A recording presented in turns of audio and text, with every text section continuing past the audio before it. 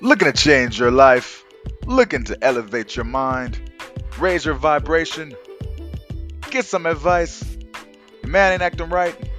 Your girl ain't acting right? You got a lot going on in your life? You need some answers? You need some questions answered? Or you just want to get some entertainment? Well, rest assured, you've reached the right place. My name is StorHE, and this is Black Tiger Mantra Radio. Rah.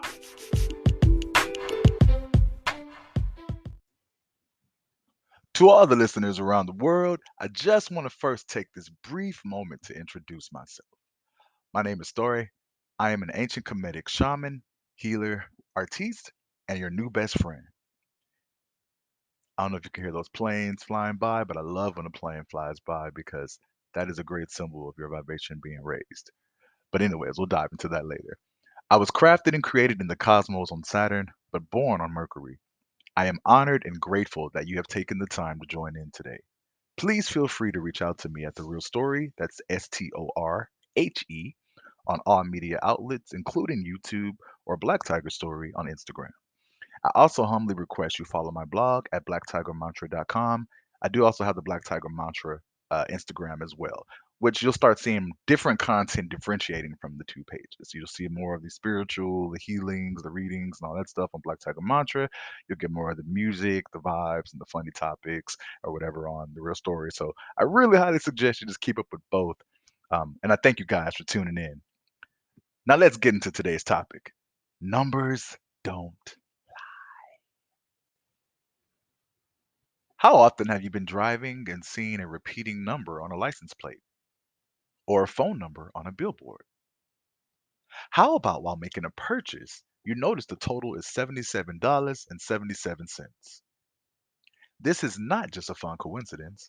These unexpected number sequences are your spiritual guides. God, Jesus, the universe, Allah, Buddha, Ra.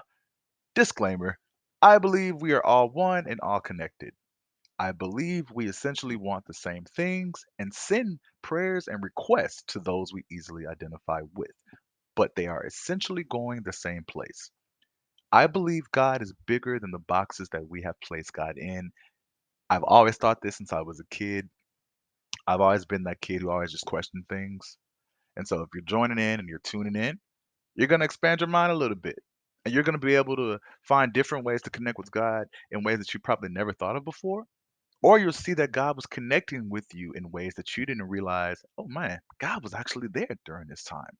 Oh wow, I actually did get a sign when I prayed that time. So I really want to help you guys to really just start to see the connections in everything in life, from the trees to the leaves to the numbers to the birds to the bees. So that's what I'm here for. And so, i.e., essentially, don't come for me. I love God. I love God. I love God. Now that I've gotten that off my chest, I am going to share a little of my journey with numbers and the study of numerology. Since I was a little boy, I always hated math, but loved numbers. I believed at one point I was OCD because I always had to do everything in multiples. If I stubbed my foot on the edge of the bed, y'all know the one, that long metal hook that had no business sticking out of the frame seemed to catch me unsuspecting each and every time. Oddly enough, the once accidental bump was not enough for me. I always believed 3 was a special number since I was born on the third day of the sixth month of 90. So I would go back and purposely stub my toe 2 more times and would feel at ease. I can assure you, I have outgrown that, but I have not outgrown numbers. I have many stories in relation to these numbers, so for more info, subscribe, because today we are only going to touch the tip of the iceberg.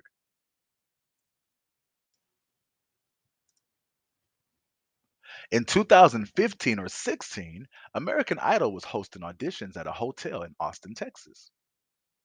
I had been ripping and running all day getting prepared and had lost track of time.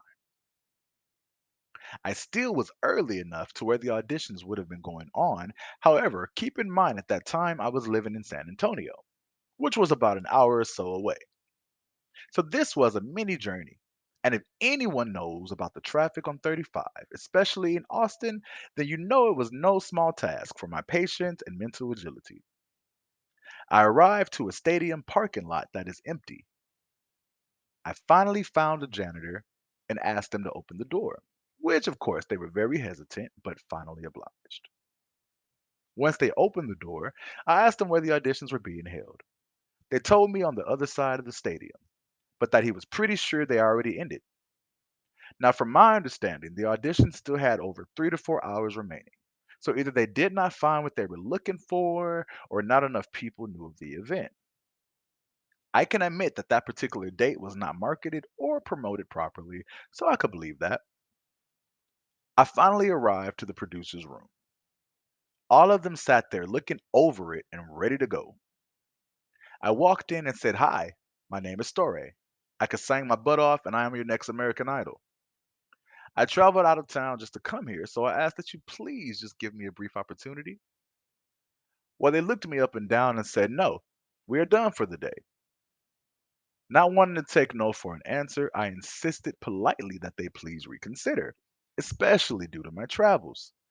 However, the producer silently notified security to come escort me out, unbeknownst to me. He wasn't forceful. He didn't even ask me to come with him. The implication was enough to spare myself the embarrassment. While walking towards the exit, we began to have casual conversation.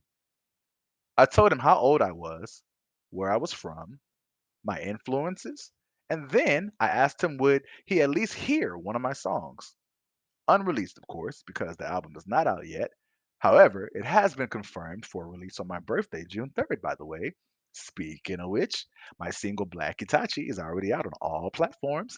If you get a chance, I would love to hear your interpretations of what that song means. If you want to do any dance videos, TikTok challenges, I welcome it all. Please send them in, and I will read some of the best ones next episode. It would probably be easier to track them by email. So you can send them to blacktigermantra@gmail.com, but social media is fine as well. Okay, done with my shameless plug. Back to the story. I played him one of my records that showed my voice and range, scales, and lyricism. He pulled the phone back away from his ear, looked at me in awe, and said, "Whoa, man, that's really you?" I gave a mini smile and acknowledged it was. He looked at me and said, "Look, man, if you just make it to the New Orleans auditions, if I have to sneak you in, I will, bro. You got something." Financially, that was not feasible for me at the time, and I did not want to audition anymore after being treated that way. He then said, "Well, you know, this isn't the only way you can make it into the industry, right?" I looked at him and said, "Yes, it was just a dream. I know that I am special. I feel that this is my destined career path. I don't know. I feel like God keeps giving me all these lyrics, visions, affirming signs, affirming people like yourself, and the fact that my birthday is literally 6/3/90. I know there has to be a greater plan in my life. I am not even the type of person who usually just opens up to people so quickly, but there is a very strong presence, or as we like to call them, energy fields or auras, emanating from this man. It was one of, if not the strongest aura I had encountered to this day.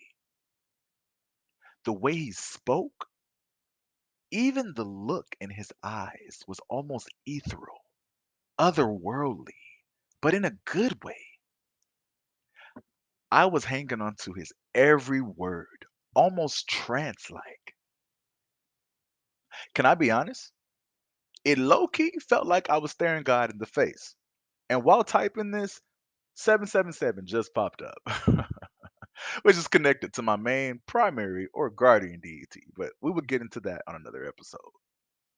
Anyways, I like to consider myself a balanced alpha male, meaning I have a good grip of my masculine and feminine energy, and I don't usually have trouble with one overlapping the other. We will get into that on another episode. But he looked at me, his demeanor firmed, his voice deepened, almost into a bellow, and he said, You know 369 is the code to the universe, right? I looked at him and I said, "What?" He said, "Yes, 369 is the code to the universe. You are going to be big. Whether it is through this avenue or another, I'll see you at the top." After he said that, a huge blue jay appeared out of nowhere. We will get into animal meanings on another episode.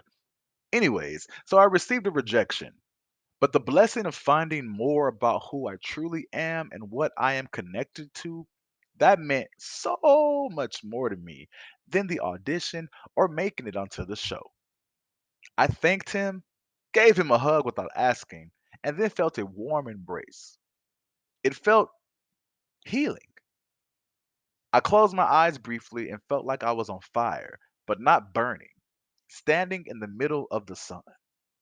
I could almost feel him transferring agreement to my dreams, goals, wishes, and destiny. And no, it was not in an inappropriate context, guys. Now, you probably won't believe the next part, but I kid you not. I got in my car. I had every intention of listening to the radio or whatever music I was into at that time.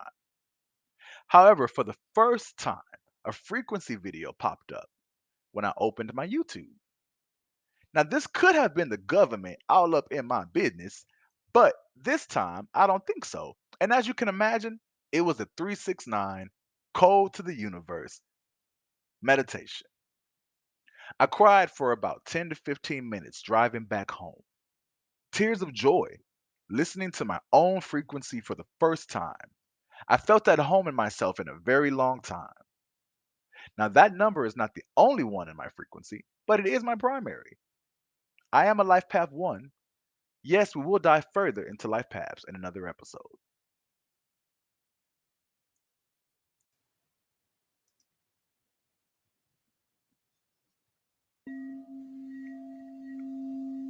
I would like to thank each and every one of you for giving my show a chance today.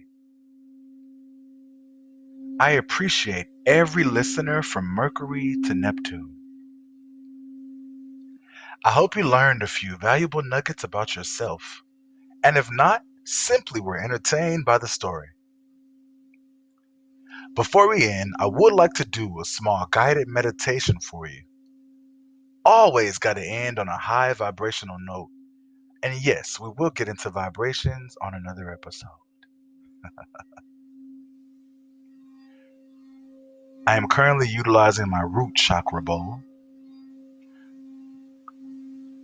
I'll get into chakras on another episode, but essentially, this chakra is exactly what it sounds like. It gets to the root.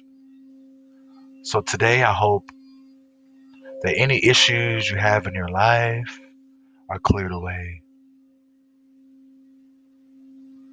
I ask you to go on a small journey with me. Close your eyes. There you go. Close those eyes. Now, we're going to take 3 breaths. I want you to inhale,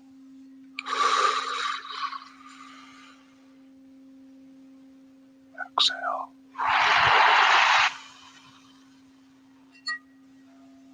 Inhale, exhale.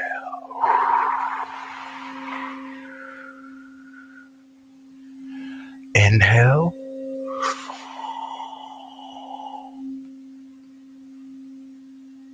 exhale.